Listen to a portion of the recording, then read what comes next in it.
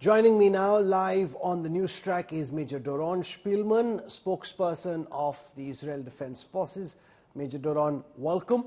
I want to start by asking you about this massive outcry after 471 civilians were allegedly killed in a hospital in Gaza. The Hamas earlier blamed the Israel Defense Forces. You've now put out audio tapes, satellite images seem to suggest that it didn't happen because of a missile strike from Israel. But do you think it's really now down to public perception, where it's become a lightning rod of public opinion on the Arab street, and it's really turning into a Gulf Arab versus the Western world kind of situation, where this is as much a battle that's being fought for perception as it is on the battlefield? Well, I can tell you that from my perspective, what's most important here are the facts. I believe at the end of the day, if you move forward with the truth, even if certain people are swayed initially and deceived, as it were, by Hamas and many media outlets in the world, that immediately, it's unbelievable, Hamas, right after the explosion, blamed Israel. And none of these media outlets, or the vast majority of the media outlets, didn't stop to say, how can we cite Hamas as a credible source? Who is Hamas?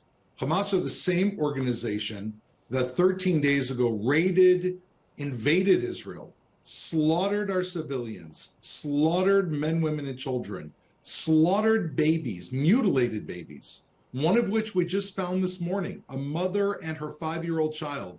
We found their burnt bodies in the attic of a house where they were hiding from terrorists who literally burnt them alive, burnt them until they died. This is the organization we're going to trust. So I really think that it's the world needs to view with a large degree of skepticism anything that they hear coming from Gaza, because most things that are coming from Gaza are coming from Hamas. And as we've shown, Hamas has no problem lying to the entire world. There'll be those who will be watching and those who are skeptical of the Israel Defense Forces, who may turn around and ask you, Major Doron, how do we believe the authenticity of the evidence put out by the IDF? Take the audio tape as an example. These could just be two people put up by the IDF having this conversation with each other, which the Israel Defense Forces later release. What do you have to say about the credibility of the evidence put out by the Israeli Defense Forces to back their claim? I think the very basis of this conversation is really mistaken. To even begin to compare Israel, a Western democracy, a country that upholds the finest democratic and moral ideals, to Hamas, a radical terror organization similar to those you even have in your own country, and similar to ISIS, who chops apart people, I think any comparison between these two are wrong. In any case, if you look at what we released from the hospital, you don't need to take my word for it. Look at it yourself. It's not even our footage. It's Al Jazeera footage, meaning it's footage that came out from Al Jazeera that shows a rocket, a series of rockets fired by Palestinian Islamic Jihad at the same time as the hospital blast, shows a rocket malfunctioning and heading towards the ground and exploding. Let me ask you, sir, what more information would it take for me to convince you that Hamas are the ones that did this? You know, the other fact which adds to what you're saying is that the building largely seems to be in place.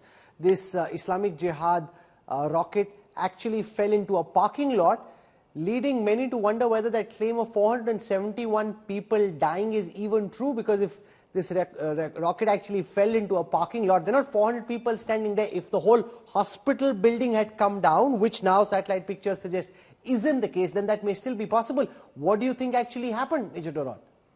I think that most likely, again, I just want to say, even if one civilian was killed, my heart goes out to them. But I think that we cannot trust anything Hamas says.